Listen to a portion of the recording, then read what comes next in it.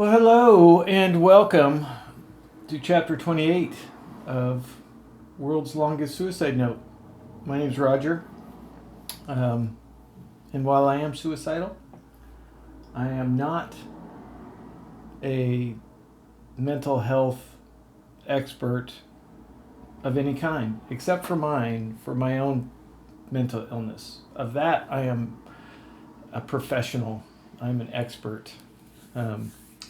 But everyone else is not so much. So, yeah.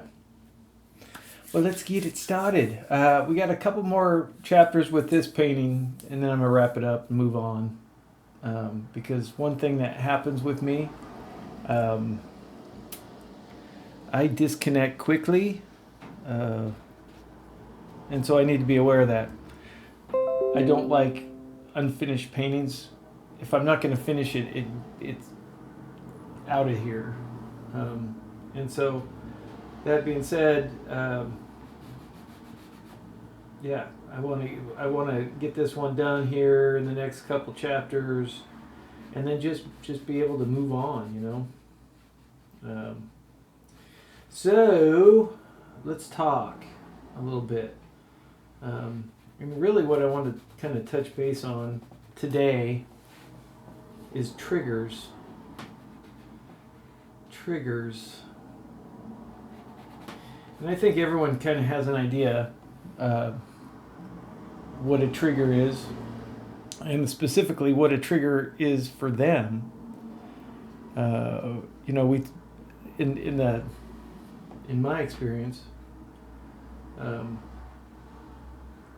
I really wasn't aware of a specific trigger until I was diagnosed with PTSD, and then that is a disorder that is built around triggers. It's built about the triggers, and then most importantly, how to manage those triggers. But I think it's also true, and I know it's true for anxiety. I just haven't really thought about it. I never really thought about the triggers for, I was aware of them, but for my anxiety, it's like everything's a trigger. Excuse me. So, trying to narrow that down to one thing, I think if I had to, my trigger would be thinking, using my brain on any level, at any capacity, would be a trigger. When I start thinking about something, I start obsessing about it, or I start my anxiousness begins, and so I never really tried to define the trigger for my anxiety, and then depression. It's like anxiety. It's kind of always there, and so I never really considered the triggering aspect of that. I'm more aware now of that, and having awareness, and so the PTSD triggers have made me aware of my other various and multiplicity, the sheer numbers of things that can and have triggered me in the past. So and knowing, and it's a good thing to know. Even if you don't feel like you could actually manage the triggers because of their nature, meaning that it's just something that you can't exclude from your acts of daily living. It's just something that's there. That's so knowing and being able to manage are pretty closely related, because if you don't know your trigger, it's super hard to manage them. That makes sense to me. So knowledge is power in that regard. But then again, I mean, I'm sure there's people who feel things without understanding if there's one specific thing more than any that acts as their triggers. So, yeah, I know that especially for my PTSD, my son Joshua is my trigger, and I'm working to deal with that. But that's a slow boat to China, as far as where I'm at, and still being able to, manage that. I'm not where I want to be as far as that goes. Now, I think I would be far more productive and successful in dealing with the triggers from my anxiety and depression. So let's talk about that, and understand that I'm not here to tell anyone how to deal with it. I'm offering a perspective, and if something has worked for me, I'd be happy to pass that along as part of that perspective. But more than anything, this is just, I'm dealing with, what I'm talking about is just my experience. And a lot of times I don't have an answer, or I'm not promoting an answer. I'm just saying this is something I've dealt with. And most of the time it sucks. So if that makes sense to you. Yeah. So I have, and I realize that there are things that, when it comes to triggers, I think that the most important thing is what's going to come down to is choices.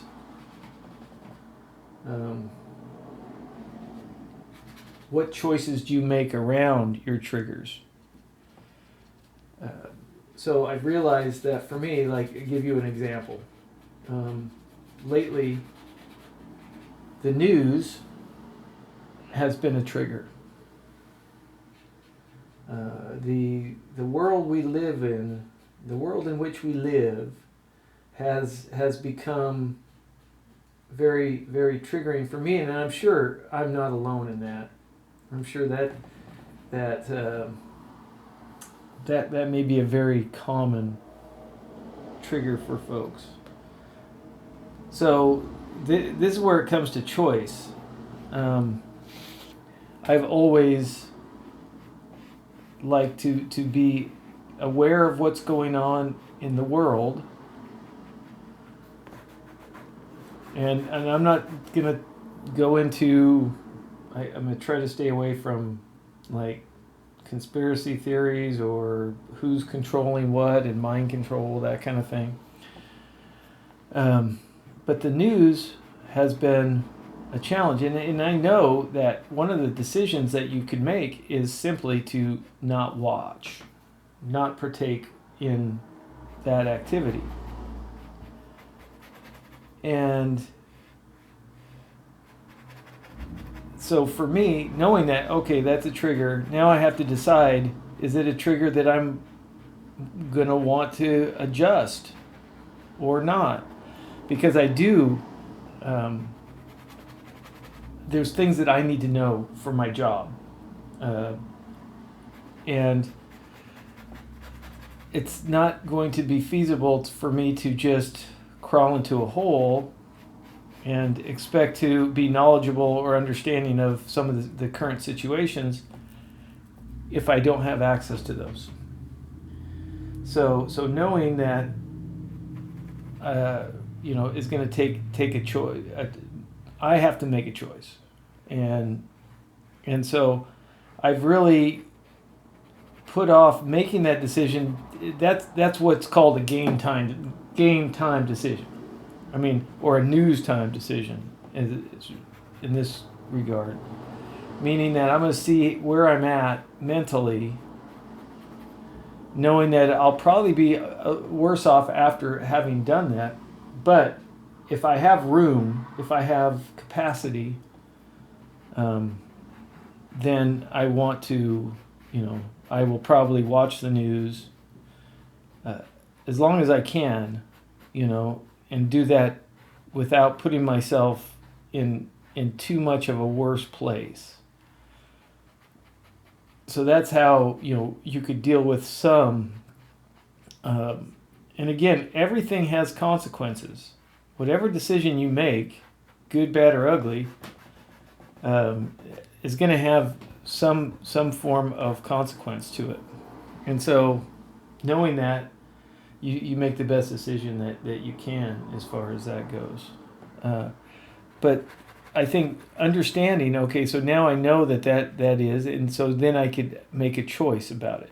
Do I watch or not? So there's some work that needs to be done if you don't know your triggers, or don't have a very good idea of what things can and are triggering to you. And again, like I say, with anxiety, and I have generalized anxiety disorder, so a lot hits, clicks that box, checks that box as far as is triggering to me. And so I have to make decisions. Do I go down this road? Do I not go down this road? If I don't, what are the consequences? Because sometimes I will choose the time and place to do things. If I'm going through a kind of a rough situation, I may choose to not choose what part of the day I deal with that. Meaning that it probably wouldn't be good to do that, handle that later in the day, because it may have may impact the evening, especially within a couple hours of bed. I try not to deal with too much that's going to, because what'll happen is I'll go to sleep. So it's not a question of will it keep me from going to sleep? Probably not. But what it'll do is when I get up to go pee, the at least once when that happens at night, my mind's gonna suck onto that, and when I go back to bed, it's gonna leave a mark. I'll sit there and lay and think about it for a long time, and it'll so then the next day I'm diminished due to the fact that I didn't get sleep, due to the fact that I was engaged with full on engaged with my anxiety, too close to bedtime. And so decisions have to be made on that, and avoidance at all costs is going to be problematic, because in my experience it's really hard to avoid these things altogether.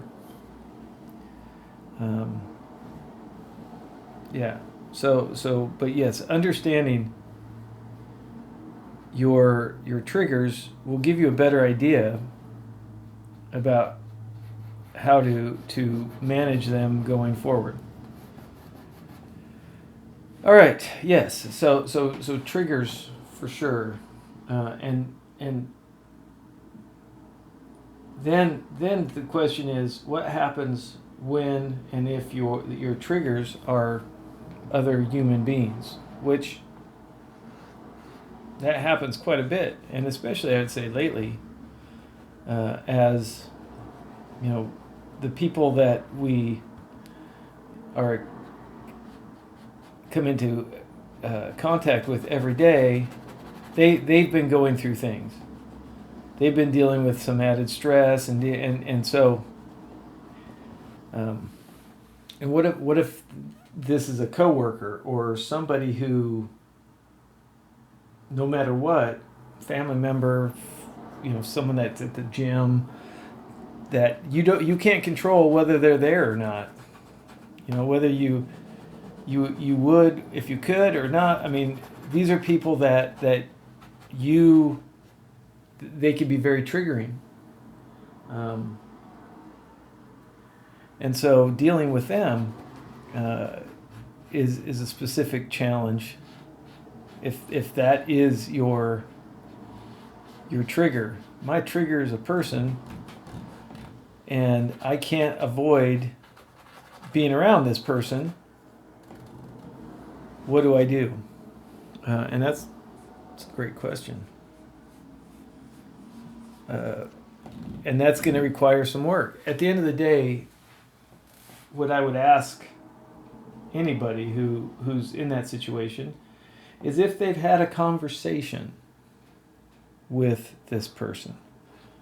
And most of the time the answer is no, because how do you have a conversation? How do you tell somebody that they're very triggering to you? I mean, it's not something that people have done, really. Those, because obviously, if it's a triggering person, there's a past, or they're very unapproachable, and so talking to them about it probably isn't something that you want to do, or. But I mean, talking to someone about it who may have some understanding and may be able to offer some options as far as work environment would be very beneficial. But I understand that's not an easy conversation to have. But if you do have that conversation, it could prove eye-opening and beneficial for everyone involved, especially if they're not bad people and they care. It's just a certain behavior that's triggering to you, or a certain way that they do something. That may well be worth that conversation, especially if it keeps you from being triggered. But the management of triggers is a full-time job in and of itself. So just understand that you should be doing that as much as you can, but also understanding that there's sometimes you can't. It's just you will not be able to manage to the degree that you want your access and exposure to your triggers. Like everything, it's a work in progress, but you have to work towards it. Work in progress doesn't mean I could say that and then just not do the work. You still got to do the work, and you got to manage those triggers, and you have to, for the best that you can, deal with them, the ones that can be dealt with. So, yeah, just a word about it. But that's part of working hard. That's part of fighting. Is just making your day-to-day as easy as possible, knowing that it's not going to be easy. So keep doing what you're doing. Keep fighting the good fight, and we'll catch you on the next one. Take care.